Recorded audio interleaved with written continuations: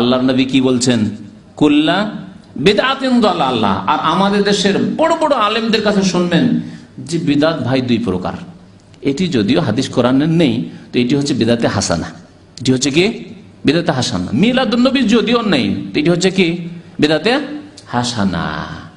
শবে বরাতে হালুয়া রুটি খাওয়া যদিও হাদিসে নেই, তো এটি হচ্ছে বিদআতে হাসানা। গরিব গরিবকে খাওয়াচ্ছি, বিদআতে হাসানা। এই যে কোরআন খানি করে বক্সাচ্ছি, 40 করছি বা 3 দিনে 10 দিনে যা করছি, এগুলো হচ্ছে সব বিদআতে হাসানা। মুসলিম জাতির যে জাতি যে বিদআত করে তা হলো হাসানা, তা তাদের নিকটে ভালো, কারণ সেগুলিকে ভালো মনে করে তারা শুরু করেছে, তাদের নিকটে হাসানা। কিন্তু আল্লাহর নিকটে কি হাসানা আছে বিদআত? রাসূলুল্লাহ সাল্লাল্লাহু আলাইহি ওয়াসাল্লামের নিকটে কি কোনো বিদআতে হাসানা ছিল যে ধর্মের নামে নতুন কাজ তোমরা শুরু করবে আর তোমরা ভালো লেবেল লাগিয়ে দিবে? হ্যাঁ, আছে? যদি থাকতো তো নবী করিম সাল্লাল্লাহু আলাইহি ওয়াসাল্লাম এই কথা বলতেন, ফাইন্না কুল্লা বিদআতিন দালালাহ। জেনে রেখো যে প্রত্যেক বিদআত হচ্ছে গুমরাহির কারণ। আব্দুল্লাহ বিন আব্বাস রাদিয়াল্লাহু তাআলা আনহুমা বলছেন, ইউশিকু আন তানজিলা আলাইকুম হিজারাতুম মিনাস সামা। আমার আশঙ্কা, আমাকে ভয় লাগছে। সাহাবায়ে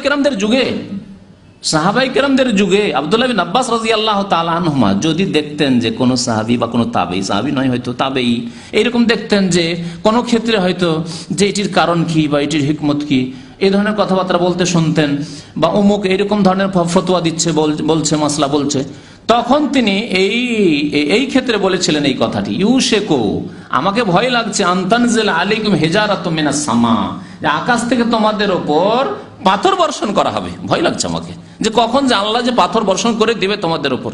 অথচ শ্রেষ্ঠ যুগে, স্বর্ণ যুগের কথা, বহু সাহাবায়ে কেরাম বেঁচে রয়েছেন তখন, তাবেঈনদের যুগ, সাহাবায়ে কেরামদের শেষ যুগ। আকুল লাকুম কালা রাসূলুল্লাহ সাল্লাল্লাহু আলাইহি ওয়াসাল্লাম, তোমাদেরকে বলছি যে আল্লাহ রাসূল সাল্লাল্লাহু আলাইহি ওয়াসাল্লাম বলেছেন, ওয়া তাকুলুনা, তোমরা বলছো যে কালা ফুলান না ফুলান অমুক বলেছে।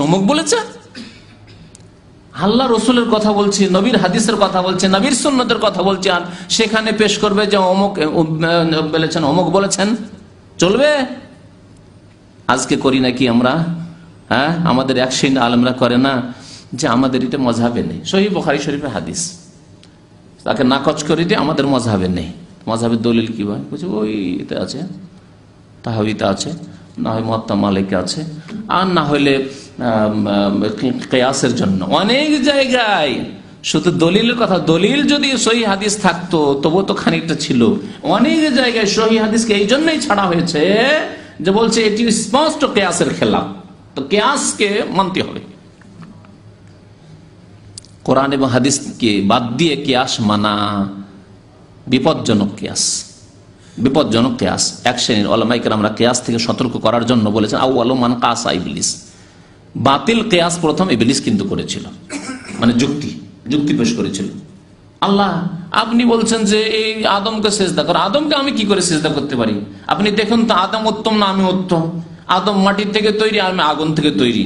আগুনকে পারে মাটি? কখনো পারতে পারে না। হ্যাঁ, তাহলে আবার মাটিকে কেমন আমি সিজদা করব? হচ্ছে ফাসেদ কিয়াস, বাতিল কিয়াস।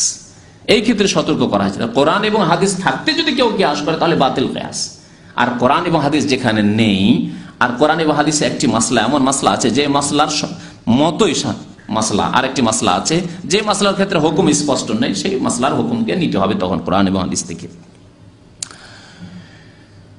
আল্লাহ রাব্বুল আলামিন সতর্ক করেছেন নবী করিম সাল্লাল্লাহু আলাইহি সাল্লামের যারা বিরোধী, সুন্নত ছেড়ে দেয়, সুন্নত বিরোধী কাজ করে, তাদেরকে সতর্ক করে বলেছেন, ফালিয়াহযারিল্লাযীনা ইউখালিফুনা আন আমরিহি আন তুসিবাহুম ফিতনাহ, সাবধান যেন থাকে ওই সব লোকেরা যারা রাসূলুল্লাহ সাল্লাল্লাহু আলাইহি সাল্লামের আদেশের বিরোধিতা করে, মুখালেফাত করে। ইউখালিফুন আন আমরে, নবীর যারা বিরোধিতা করে তারা যেন সাবধান হয়ে যায়, সতর্ক হয়ে যায়। কি থেকে? আন তুসিবাহুম ফিতনাহ, তাদের উপর ফিতনা আপতিত হতে পারে, ফিতনা আসতে পারে। নবী করিম সাল্লাল্লাহু আলাইহি সাল্লাম এই ফিতনার তাফসীর করেছেন। ফিতনা মানে দুনিয়ার আযাব, কারণ আরেকটি আযাবের কথা আল্লাহ বলছেন, আও ইউসিবাহুম আযাবুন আলীম, অথবা তাদের উপর যন্ত্রণাদায়ক আযাব আসবে, কঠোর শাস্তি আসতে পারে। তো আযাবুন আলীম হচ্ছে আখিরাতে মরার পরে, আর ফিতনা হচ্ছে দুনিয়ায়। ফিতনা হচ্ছে ইমানের ফিতনা, ফিতনা হচ্ছে পারিবারিক ফিতনা, ফিতনা হচ্ছে আপনার সামাজিক ফিতনা, ফিতনা হচ্ছে আপনার হালাল হারামের ফিতনা, রুজি হালাল না পেয়ে হারাম খেতে শুরু করলো আর ইমান গেল। বিভিন্ন রকমের ফিতনা হচ্ছে বিপদ আপদ, বিভিন্ন বালা মুসিবতের ফিতনা হচ্ছে রোগের ফিতনা, দৈহিক ফিতনা, বহু রকমের দুনিয়া ফিতনা রয়েছে।